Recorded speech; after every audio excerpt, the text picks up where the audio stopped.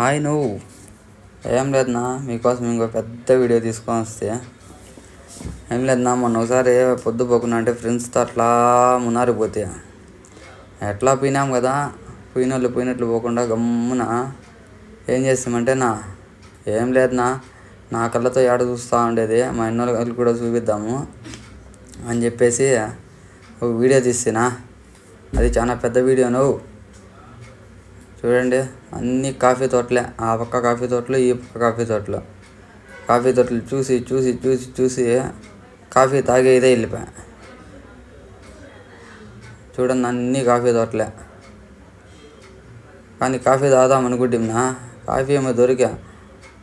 వాళ్ళేంది గ్లాసుకి ఇమ్మని చెప్తే బిందికేసి ఇస్తున్నారు నాడ. అట్లుంది నా కథ సమయాడ. చూడండి ఆటి నుంచి చీప్లో పోతున్నా. చూడండి ఆ పక్క ఈ పక్క చెట్లు గిట్లు భలే ఉండినా క్లైమేట్. అప్పుడే ఎండ వస్తుంది, అప్పుడే వాన వస్తుంది. ఏంది నా సమయం ఇది అనుకుంటే చూడండి పోతా అంటే వస్తానే ఉంది.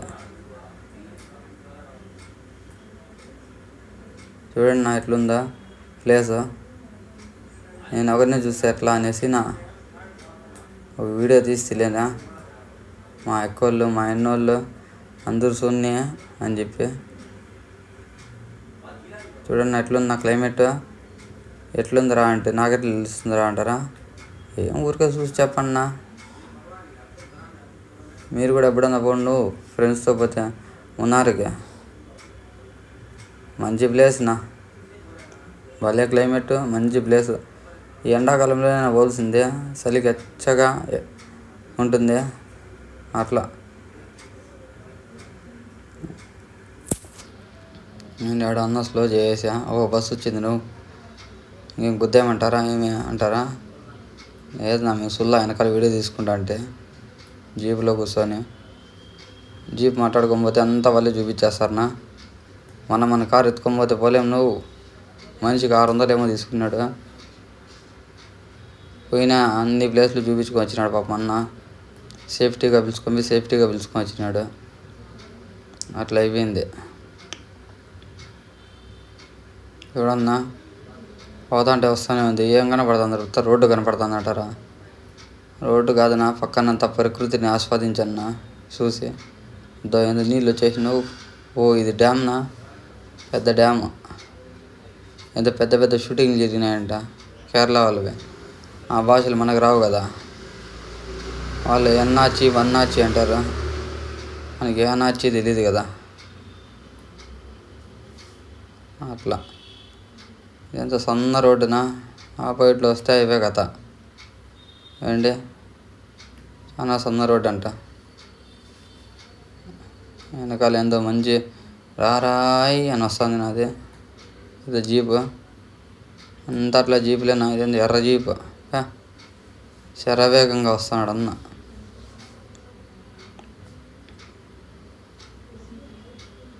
నీ పాసుగుల ఈయనేందును ఈయనకి వస్తున్నాడు. చూడన్నా కొండ ఈ పక్క లోయ.